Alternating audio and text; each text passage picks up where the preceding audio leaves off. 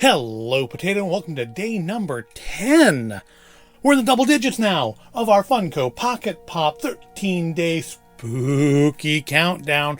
13 days of little tiny horror-themed Funko Pops. And so far, so good. Couple I don't particularly care for. One because I just don't even know the name of the character. It's been like almost 2 weeks. I haven't even bothered to look it up. The other two just because they don't stand up very well. But otherwise, they've all, even for ones that are characters I don't particularly care for, they've been nicely made little pocket pops. So we are now on the last Saturday before Halloween. It's the big day for Halloween parties, unless you're having a party on Halloween. But Halloween's on like a Tuesday, and it's not a great party night unless you plan on calling in sick the next day.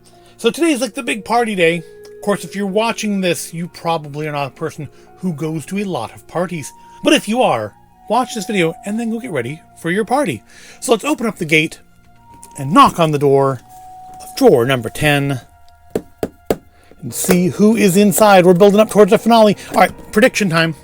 There's only 4 days left. We haven't seen him yet. There's got to be a Kiefer Sutherland Lost Boys pop in here. My prediction is that's who's behind day 13. It's not going to be somebody big and special like the Grady twins. It's going to be like Jack Skellington last year. It's going to be a pop. My prediction is Kiefer Sutherland. And since my predictions are always super on point, that's probably who's behind door number 10. Let's open up door number 10 and see who is inside. Well, it's definitely not Kiefer Sutherland because it looks like the purple. I do believe it is classic horror stalwart Jason Voorhees. I'll say I'm a little, given that we've had the exterior like pieces on some of these, I am actually, the box I don't think showed him necessarily having it, but can't even hold on to him.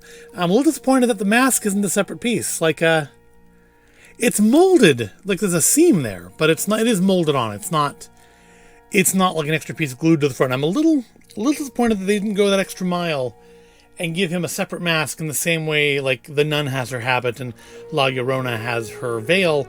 Would have been nice if he'd had a separate little mask. But it's a nice little, I'm assuming that's meant to be a machete. It looks kind of like it could be the arm off of a paper cutting machine, which I know he did use, I believe, in, oh no, that was the reboot of Nightmare on Elm Street, wasn't it? I was going to say he used one in the reboot. I want to say Michael Bay was connected somehow because there were more explosions than your average Jason film.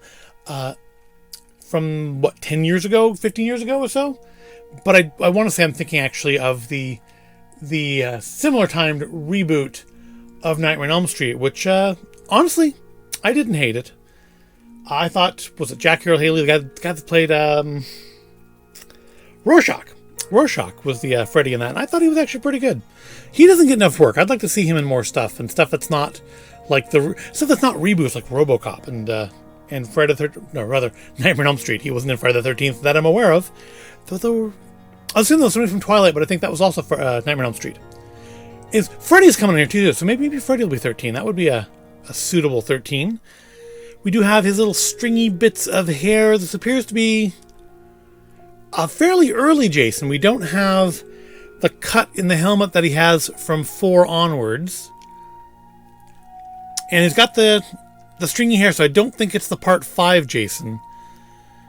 The outfit makes me think 6, but again, we're missing the damaged mask, and I think he had the damaged mask from 6 onward. So maybe around 3 or maybe early in 4.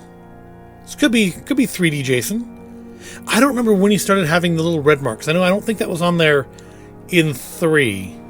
I could be wrong though. I haven't watched those movies in quite some time. Oh, you know who would be really cool to see in 13? Cyborg Jason. Oh, Jason doesn't stand up. Again, this giant heads, little feet. They don't stand so well sometimes. Which is why I wish more of them had the little base like Georgie. Georgie's base is fantastic. I wish they all had that. But yeah, Cyber Jason would be cool. We had both Pennywises, so I would not rule out a second Jason. Who are we still missing? Because that's going to help narrow things down. We haven't seen Freddy. We haven't. I think it's the only property we haven't seen anything from. We've got something from all the other properties now. So, we're going to have Freddy.